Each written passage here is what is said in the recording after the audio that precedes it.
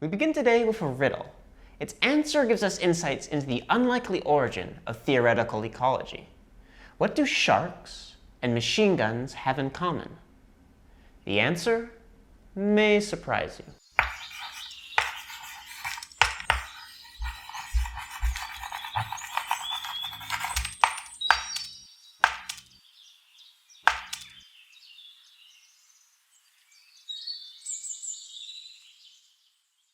Our story brings us to Italy in the early 1920s. The future was looking bright for young Umberto d'Ancona. Umberto, with a freshly minted degree in zoology, was eager to begin his career in science. Umberto also had romantic prospects and was courting the young and lovely Lotka-Volterra. And here begins our story. Luisa's father was Vito Volterra. Vito was an extremely impressive figure. In addition to his mathematical accolades, he was a senator. He was the first person to suggest using helium instead of hydrogen in zeppelins. He was an anti-fascist and stood against Mussolini's regime. The list goes on, but you can see what an impressive man he was. And Umberto needed to impress this man. How do you do that? What is the best way to impress the famous mathematician? Well, one option is to present an interesting question that leads to new mathematical and scientific discoveries. And Umberto indeed landed on a fascinating quandary. During his research, Umberto studied fishery records from the northern Adriatic Sea. These records counted the number of fish of each species collected by fishermen. Umberto broke the data into two kinds of fish: herbivorous fish that feed on plants and seaweed, and predatory fish like sharks. Scanning over years of data, Umberto noticed a pretty interesting pattern. Over the years 1914 to 1918, there was a relatively large number of predatory fish caught and a relatively small number of herbivorous fish caught. In other words, the ratio of predatory fish to herbivorous fish was very high over that period. Now, does anyone know of anything that could have possibly happened between 1914 and 1918? Do these dates line up with anything? Right, most of the world was at war. So, we now have an answer to our riddle. What do sharks and machine guns have in common? Well, they both flourished during the First World War. However, now we're left with a much more interesting question. Why? Why was the war good for sharks? Why was the war bad for herbivorous fish? This is the question young Umberto sought to answer. You see, during the war, people didn't have that much time for fishing. They were much too preoccupied with the business of, well, killing fellow humans. But the point is that there was a lot less fishing over that period. Indeed, going over the fishery records, Umberto noticed there was a lot less fishing over the course of the war. So now we have a new question. Why does less fishing lead to a greater proportion of predatory sharks in the population? Umberto couldn't come up with any reasonable biological explanation for the data. So Umberto did what any good scientist does when they get stumped. He asked someone else for help. And who did he ask for help? None other than our hero, Vito Volterra. Umberto asked Vito if he could perform some magic, and by magic I mean apply mathematical reasoning, to explain why sharks prospered during the war. So that's exactly what Vito Volterra did.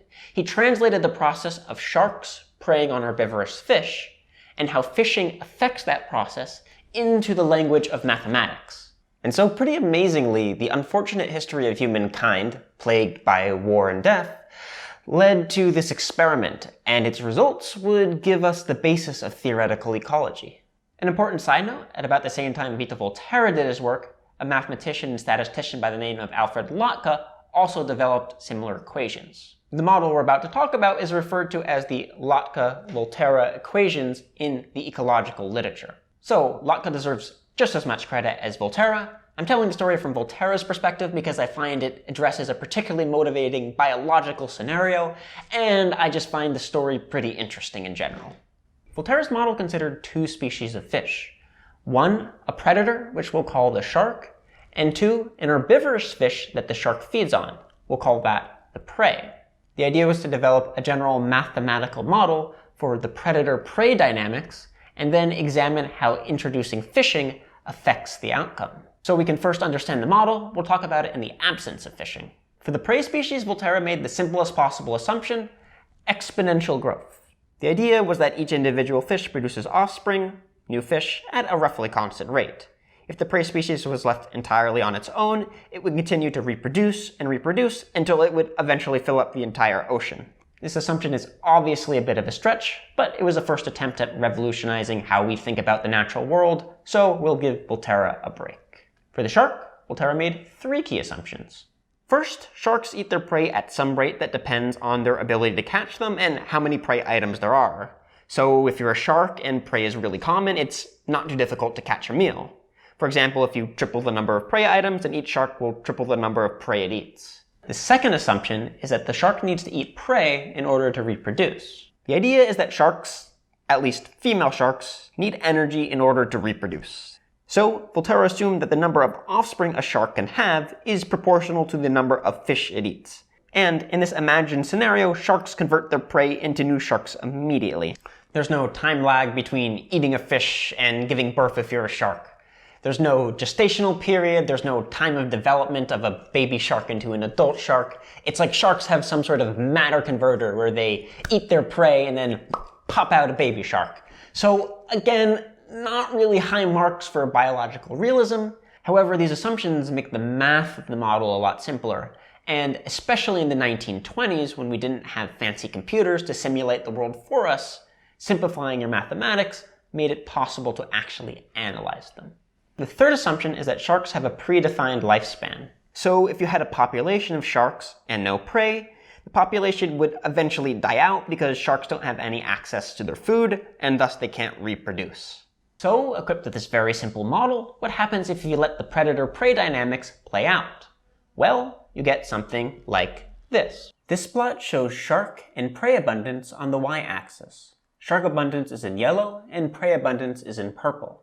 The x-axis is time, so we'll see how the abundance of each species changes as time unfolds. There's a distinctive pattern. First, the prey species increases in abundance. Soon after that, the shark follows suit. After the shark increases in abundance, the prey's population begins to crash. The shark follows this pattern, crashing in abundance itself soon after. After the shark's population crashes, the prey's population begins to increase again, followed by that of the shark. And so the cycle begins anew, with each species' abundance oscillating up and down. So what's going on here? Why do we get these oscillations? Well, I like to think about things like a pair of scales. These kinds of scales, not fish scales, even though this scale does have fish on it, but it makes sense, right? First, let's think about what affects the growth of our prey species. Each fish has 2 things they do in life. They reproduce, and they get eaten by sharks. I know, they have wonderful lives. It's useful to think about the balance of shark predation and prey birth rate with a scale. This side of the scale represents prey birth rate, how quickly each individual herbivorous fish prey reproduces and adds new individuals into the population. On the other side of the scale is shark abundance, how many sharks there are in the population. The more sharks there are, the more prey gets eaten, and the heavier that side of the scale is. Whether the prey increases in abundance depends on how the scale is balanced. If sharks are rare in abundance, then prey birth rate outweighs how quickly sharks are able to eat their prey.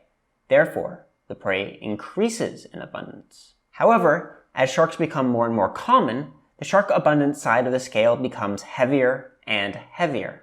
Eventually, shark abundance outweighs prey birth rate, and the prey species decreases in abundance.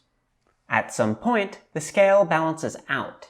At a special threshold abundance of sharks, prey birth rate and shark predation are exactly equal. Let's call this special threshold value of shark abundance S star. So, if shark abundance is below S star, then prey birth rate outweighs how quickly they get eaten, and the prey increases in abundance. If shark abundance is greater than S star, each fish is more likely to get eaten than reproduce, so prey abundance declines. Notice that each time the shark abundance is at S star, the prey species reaches either a minimum or maximum abundance. This reflects the scales balancing out. Now, let's think about what affects shark growth. Akin to their prey counterparts, sharks have 2 things they do in life. They eat prey and they die. Continuing our scale metaphor, this side of the scale represents shark mortality, how quickly each shark dies. The second side of the scale is prey abundance. Sharks reproduce after eating prey, so the higher the prey abundance is, the greater shark birth rate is. Whether sharks increase or decrease in abundance depends on the balance of the scale. If prey abundance outweighs shark mortality, sharks increase in abundance. If the prey is rare, sharks don't get enough to eat, and shark mortality outweighs prey abundance, causing sharks to decrease in abundance. Akin to S-star, which we just talked about, there's a special prey abundance at which shark mortality perfectly balances out with prey abundance.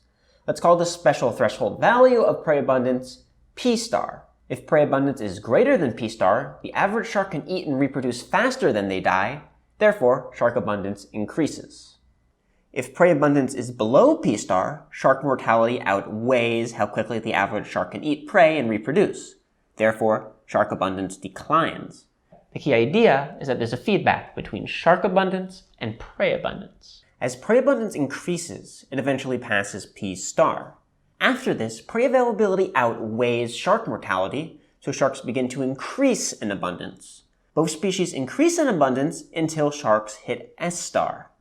After this, shark predation pressure outweighs prey birth rate, so prey abundance starts to decrease.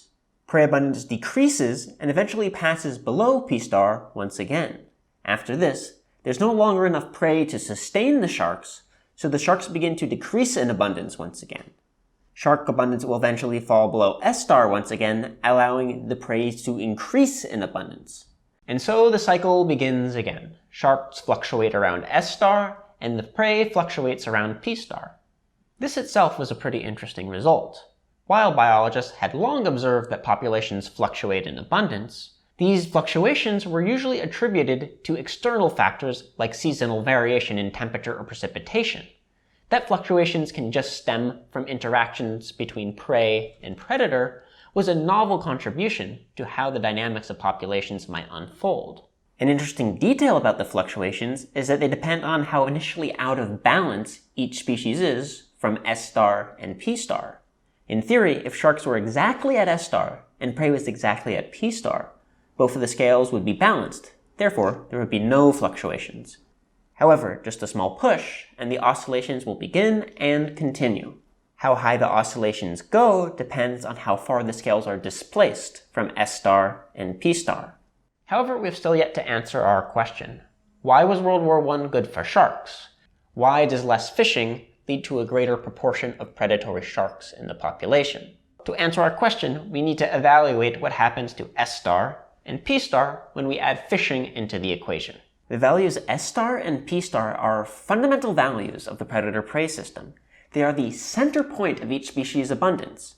S-star corresponds to the average abundance of the shark, and P-star corresponds to the average abundance of the prey species. Mathematically, S-star and P-star are the equilibrium abundances of each species. As we'll make use of in a moment, if you take the ratio of S-star to P-star, you get the ratio of sharks to prey in the population. So, to answer Umberto d'Ancona's quandary, we need to ask, what happens to S-star and P-star when you add fishing? Volterra made a very simple assumption to integrate fishing into the model. Each fisherman simply casts the line and pulls up whatever happens to swim into it. So now let's think about how fishing might affect the growth of the herbivorous fish prey. Fishing adds some extra mortality of the prey species, a role previously only occupied by sharks. Therefore, fishing is functionally identical to adding a few permanent sharks into the population. The fishing acts like a pseudo-shark and adds more weight to the shark-abundant side of the scale. Remember that S-star is the number of sharks it takes to balance prey birth rate with predation-induced mortality. Since the fishing boats act like sharks, it takes fewer real sharks to balance the scale. Thus, fishing of the prey species tips the scales so that S-star occurs when there are fewer sharks. I like to think about things like this. Fishermen are effectively competition for the sharks. Fishermen siphon off some of the prey that sharks would otherwise eat. That is, they steal the shark's food and remove resources that the sharks would otherwise use for reproduction. Consequently, fishing of the prey species leads to less sharks. Let's think a little bit more about how fishing might affect our sharks. Fishermen will sometimes catch a shark, so fishing directly increases shark mortality rate. Recalling that P-star is the number of prey it takes to balance shark mortality rate with shark birth rate, it follows that fishing adds more weight to the shark mortality side of the scale. Consequently, compared to when there's no fishing, it takes more prey to balance the scale. So, fishing of the sharks increases P star. The way I think about it is like this. Let's take a look at this shark. Normally, it would eat this fish, putting a dent in the prey species population.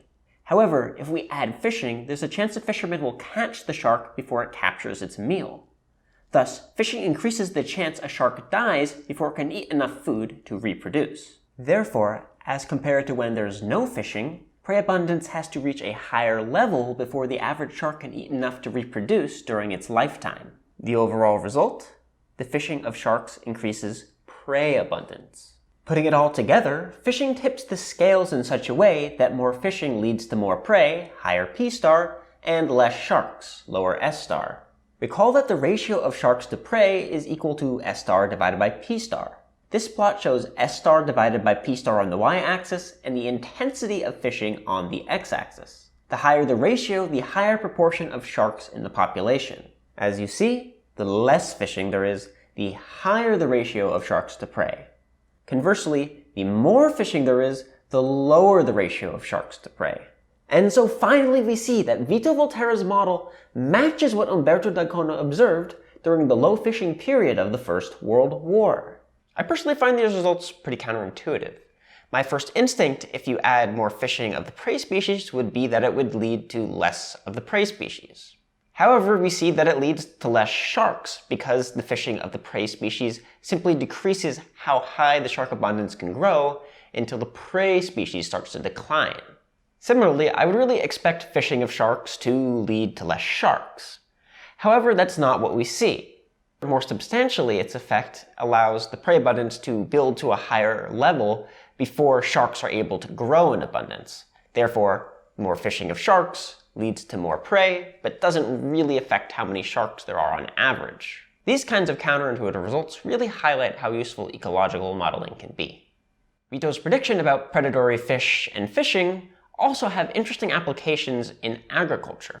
Imagine you're an apple orchard farmer and you notice that all of your apples are infested with an invasive pest. Much like World War I, your first instinct might be to gas all your pests with pesticides, but is that really a good idea? If the pest has a natural enemy that's also susceptible to the pesticides, then this situation is almost identical to the situation Volterra modeled. By a natural enemy, I mean a predator species like a spider that could eat the pest species and might die if it's sprayed with pesticides.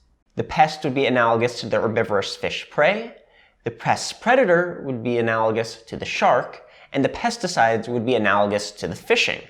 Therefore, because we've just established that more fishing leads to less sharks and more prey, the application of pesticides might lead to more pests and less of its natural predator. And indeed, in some natural systems, that's exactly what we see. The application of pesticides can backfire and increase the number of your pest. This is the so-called Paradox of Pesticides. It's not completely clear to me how widespread this phenomena actually is, but it's something to worry about if you're managing crops. So with all that in mind, we have the Lotka-Volterra predator-prey model. Is it a good model? Well, that depends on if it's being applied to a system where it's a sufficiently close caricature of nature. In some systems, that really could be the case. The textbook example is the Canadian hare-lynx system. I would pretty much call this the most famous graph in all of ecology. It's in pretty much every ecology textbook right next to the Lotka-Volterra models. It's the quintessential predator-prey cycle. This figure on the y-axis shows the abundance of the hare in red and the abundance of the lynx in blue. On the x-axis is time, just like the shark-prey plots from before. The point is that this looks quite a bit like the predator-prey oscillations produced by the Lotka-Volterra model. For this reason, it's often placed in textbooks to show the validity of the Lotka-Volterra predator-prey equations. However, it's not completely true. Even though it really looks like it, there's a lot of idiosyncrasies about the natural system that complicate the story. And so it's enough to convince an undergraduate student that Lotka-Volterra is legitimate, and it's enough to give you some instinct that modeling ecological systems with these kinds of equations like the Lotka-Volterra model is a good idea, but it's not perfect. And I'll go as far to say that the Lotka-Volterra model is always wrong. However, sometimes it's still useful. There's so much to complain about in this model when applying it to nature. Let's take what Lotka-Volterra did. He reduced all of the fish in the Adriatic Sea down to 2 species, one predator and one prey. He then made extremely biologically unrealistic assumptions about each of those species. He then ignored every interesting idiosyncrasy about the ocean. And despite all of this, Lotka-Volterra was able to come up with an explanation for Umberto d'Acona's perplexing pattern.